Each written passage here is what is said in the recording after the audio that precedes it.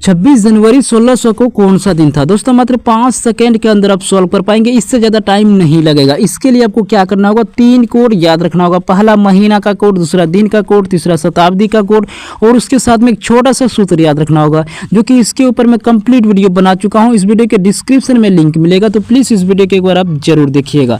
देखिए 26 जनवरी 1600 को कौन सा दिन था? तो दोस्तों सूत्र के अनुसार पहले आपको तारीख लिखना होगा, तारीख दिया हुआ 26, उसके बाद आपको लिखना होगा महीना का कोड, महीना दिया हुआ जनवरी, जनवरी का कोड कितना होता है 1 होता है। लेकिन यहाँ पे ध्यान देंगे, आपका सवाल जो है लीप वर्ष में पूछा जा रहा है। 1600 एक लीप वर्ष है, तो जनवरी महीना का कोड चेंज हो जाता है, यानी कि 0 हो जाता है। उसके बाद आपको लिखना होगा वर्ष, वर्ष दिया हुआ 1600, लेकिन लास्ट आपको 2 ही डिजिट लिखना है, सिर्फ 00। उसके बाद आपको लिखना होगा लीप वर्ष, तो 0 वर्ष के अंदर कितने लीप वर्ष होगा, 0 होगा। उसके बाद आपको लिखना होगा शताब्दी कोड, तो 1600 की शताब्दी कोड 6 होता है। सभी को जोड़िए, 7 से भाग दीजिए, आपका राइट आंसर आ जाएगा। अगर हम सभी को जोड़ें तो कितना होगा 32, 32 में क्या करेंगे 7 से भाग देंगे तो कितने बार में 4 बार में, 7 चौक 28, शेष सबका कितना बचा 4 बचा। ये जो 4 बचा पता कीजिए, 4 जो होता है कौन सा दिन का कोड होता है, आपको याद होगा बुधवार का कोड कितना होता है 4 होता है, यानी डी ऑप्शन राइट आंसर है। देखिए 26 जनवरी 1951 को कौन सा दिन था? तो सूत्र के अनुसार पहले आपको तारीख लिखना होगा, तारीख क्या दिया हुआ 26 दिया हुआ है।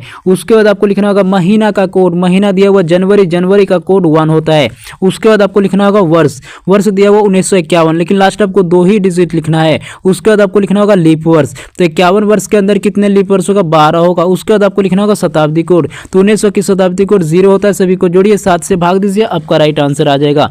दोस्तों अगर हम सभी को जोड़ें तो कितना 90, 90 में हम क्या करेंगे 7 से भाग देंगे तो कितने बार में 12 बार में, वर्ष होते 84, शेष आपका कितना बचा 6। ये जो 6 बचा पता कीजिए, 6 जो होता है कौन सा दिन का कोड होता है, आपको याद होगा शुक्रवार का कोड कितना होता है 6 होता है, यानी बी ऑप्शन राइट आंसर है। देखिए 15 अगस्त 1951 को कौन सा दिन था? तो दोस्तों सूत्र के अनुसार पहले आपको तारीख लिखना होगा, तारीख क्या दिया हुआ 15 दिया हुआ है।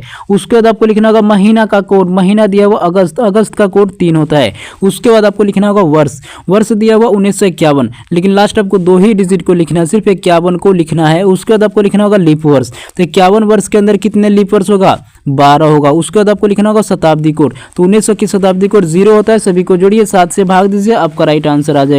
दोस्तों अगर हम सभी को जोड़ें तो कितना होगा 81, 81 में हम क्या करेंगे 7 से भाग देंगे तो 11 बार में, 11 सते 77, शेष सबका कितना बचा 4। ये जो 4 बचा पता कीजिए, 4 जो होता है कौन सा दिन का कोड होता है, आपको याद होगा बुधवार का कोड कितना होता है 4 होता है, यानी डी ऑप्शन राइट आंसर है। 26 जनवरी 1953 को कौन सा दिन था? तो दोस्तों सूत्र के अनुसार पहले आपको तारीख लिखना होगा, तारीख क्या दिया हुआ 26 दिया हुआ है। उसके बाद आपको लिखना होगा महीना का कोड, महीना दिया हुआ जनवरी, जनवरी का कोड 1 होता है। उसके बाद आपको लिखना होगा वर्ष, वर्ष दिया हुआ 1953, लेकिन लास्ट आपको 2 ही डिजिट लिखना है, सिर्फ 53 लिखना है। उसके बाद आपको लिखना होगा लीप वर्ष, तो 53 वर्ष के अंदर कितने लीप वर्ष होगा 13 होगा। उसके बाद आपको लिखना होगा शताब्दी कोड, तो 1900 की शताब्दी कोड 0 होता है। सभी को जोड़िए, 7 से भाग दीजिए, आपका राइट आंसर आ जाएगा। अगर हम सभी को जोड़ें तो कितना होगा 93, 93 हम क्या करेंगे 7 से भाग देंगे तो 13 बार में, 13 सते 91, शेष सबका कितना बचा 2।